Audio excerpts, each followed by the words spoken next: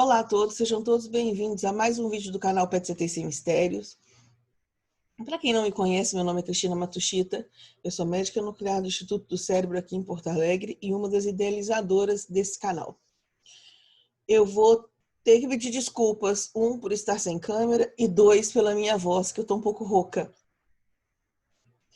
Estou sem câmera porque está tarde e a minha aparência não está das melhores. Então hoje nós vamos falar sem câmera mesmo. Nós estamos no mês de novembro, e mês de novembro é a época do Novembro Azul. Para quem não sabe, é uma campanha de conscientização realizada por diversas entidades no mês de novembro, dirigida à sociedade, e em especial aos homens, para conscientização a respeito das doenças masculinas, com ênfase na prevenção e diagnóstico precoce do câncer de próstata. Esse movimento surgiu em 2003, na Austrália, e ele é chamado de Movember. Hoje nós vamos conversar sobre a aplicação e modalidades do PSMA-PET. Eu preparei essa aula sem pensar em tempo. Eu acredito que eu vou ter que dividir essa aula em pelo menos duas. Aula não, né? Esse vídeo em pelo menos dois.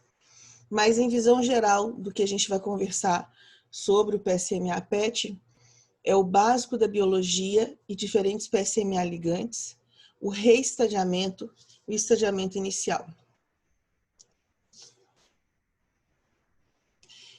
E aí nós começamos com a pergunta do que é o PSMA. PSMA é o antígeno específico da membrana prostática, também conhecido como uma proteína transmembrana tipo 2, codificado como folato de hidrolase 1. E aqui a gente tem um desenho da molécula do PSMA. Então, o PSMA ele é um antígeno específico da membrana prostática, é uma carboxipeptidase transmembrana. 95% dela está no espaço extracelular. Os outros 5% está no espaço intracelular. Então, é por isso que ela é chamada de proteína transmembrana. É uma glicoproteína enzimática, reside nas membranas das células, e ela está presente não só no câncer de próstata, mas também está presente no tecido prostático normal, na hiperplasia prostática benigna e na prostatite. Ela ganhou esse nome porque ela é super expressa em mais de 90% dos cânceres de próstata. E o aumento da quantidade de moléculas de PSMA aumenta em pacientes com Gleason 3, 4 e 5, e é por esse motivo que é um alvo de muito interesse. Um estudo recentemente publicado mostrou uma luz na função biológica do PSMA no câncer de próstata. E parece que ele promove a sinalização de crescimento intracelular pró-migração, como mostra nessa figura à direita. Diversos ligantes de PSMA foram criados para a realização de imagens. Eles todos são na mesma categoria de inibidores baseados em pequenas moléculas de ureia. São dirigidos contra o epítopo do PSMA extracelular e é o oposto do prostacinte, que antes ele se ligava ao PSMA intracelular. Esses inibidores eles são internalizados após a ligação e exibem um rápido clearance sanguíneo e nos dá um bom contraste alvo-fundo. O PSMA ele aumenta com o aumento da agressividade da doença primária, pela presença de metástases ao início da terapia de privação androgênica e também aumenta na transição para o status de resistente à castração. Aqui à direita nós temos um paciente que estava com recidiva bioquímica, fez um PSMA-PET basal e iniciou a terapia de privação androgênica. 3 semanas depois repetiu o PET com PSMA. E a gente pode observar que, além do aumento de intensidade de captação nas lesões que já eram vistas, teve o surgimento de novas lesões hipercaptantes ao radiotraçador, que são marcadas aqui com o número 1 e 2. Mas essas lesões, elas não eram novas, elas eram apenas não visíveis. Um fenômeno já conhecido por nós médicos nucleares ao avaliar uma cintilografia óssea, que é o fenômeno FLAIR, justifica então esse aumento, essa intensidade de captação. O interessante é que essa molécula ela foi descoberta por um neuroradiologista do John Hopkins, quando ele estava pesquisando uma molécula para fazer imagens de PET-CT em transportadores glutaminérgicos.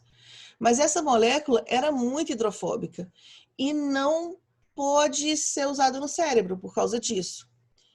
Então, no mesmo ano, em 1996, saiu uma publicação com o uso dessa molécula no câncer de próstata e já aí mesmo ela ganhou o nome de PSMA. Quem tiver interesse na história do PSMA, eu deixo aqui a referência e recomendo. Acho que a leitura é válida. Para avaliar a biodistribuição do radiofármaco, eu trouxe aqui 2 ligandes de PSMA diferentes. O da esquerda é o PSMA11, que é marcado com galho 68, e o da direita, o PSMA 1007, marcado com flúor 18. Todos os 2 exames foram feitos no meu serviço aqui em Porto Alegre. O que a gente pode ver é que eles têm em comum acentuada intensidade de captação em glândulas lacrimais, glândulas salivares e rins. E que no PSMA 1007, nós temos uma concentração maior no fígado, baço, vesícula biliar, duodeno, intestino delgado e uma menor concentração na bexiga. Isso porque a sua eliminação fisiológica se faz principalmente por via hepatobiliar. Esses são os principais ligandes de PSMA mais utilizados hoje em dia no mundo. Nós temos, então, o primeiro que começou a ser utilizado para auxílio diagnóstico, que é o PSMA11 marcado com galho 68, que é o mais utilizado também aqui no Brasil. O PSMA-I e T, que é o Imaging and Treatment, e o PSMA 617, como eles estavam tentando uma molécula para teranóstico, eles têm uma concentração menor em glândulas salivares. Esta primeira molécula aqui foi a primeira molécula marcada com flúor 18, mas dá para ver que tinha muito blood pool, a gente consegue ver todos os vasos aí quase. Já esse segundo aqui é a segunda geração dos PSMAs marcados com flúor, e a gente já consegue ver que a diferença é enorme, melhorou muito a qualidade da imagem. E quando todos nós estávamos achando que esta molécula era a molécula que tinha chegado para ficar e que todo mundo ia acabar usando, em 2016, um artigo foi publicado nos mostrando o PSMA 1007, que tem uma eliminação primária hepatobiliar com menor concentração na bexiga, facilitando a visualização do leito prostático. Aqui nessa imagem nós temos então o primeiro paciente feito com PSMA 1007 marcado com flúor 18. Foi feito aqui em Porto Alegre, no Instituto do Cérebro, pela nossa equipe, em novembro do ano passado. Nós temos aqui um paciente de 62 anos, Gleason 6, submetido à prostatectomia radical em 2016. Ele vinha vindo com uma recidiva bioquímica e um PSA de 1,18. E nas imagens a gente consegue ver bem as semelhanças à doença de Paget poliostótica, que a gente vê aqui em vértebra torácica e em hemipelve esquerda. Mas o que a gente também consegue enxergar é que ele tinha outras áreas escleróticas e focalmente hipercapitantes, como por exemplo aqui a região do sacro e em outras vértebras. Então, o paciente, além da doença de Paget, ele também tinha metástases ósseas associadas em pelve e coluna. E aí vocês vão me perguntar, qual PSMA eu devo usar? O marcado com flúor ou o marcado com galho? As diferentes imagens que eu estou trazendo aqui para vocês mostram, então, as imagens feitas em Phantom de energia, onde a gente compara apenas as imagens dos diferentes isótopos. Então, o que eu estou vendo aqui é o aspecto físico, não clínico.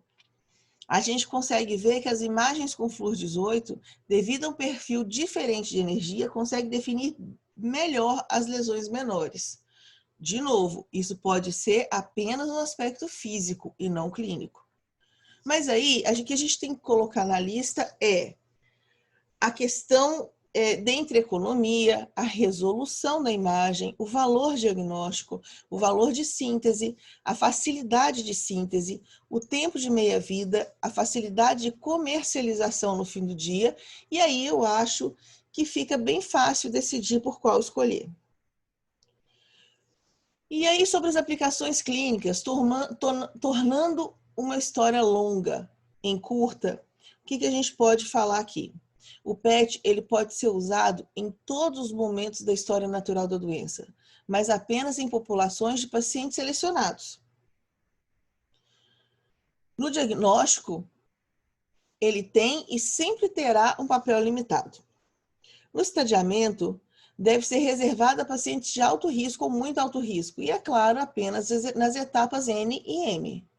Quanto ao reestadiamento e recorrência bioquímica, deve ser reservado em pacientes elegíveis para tratamento de resgate ou antes de tratamentos programados para excluir a presença de lesões distantes.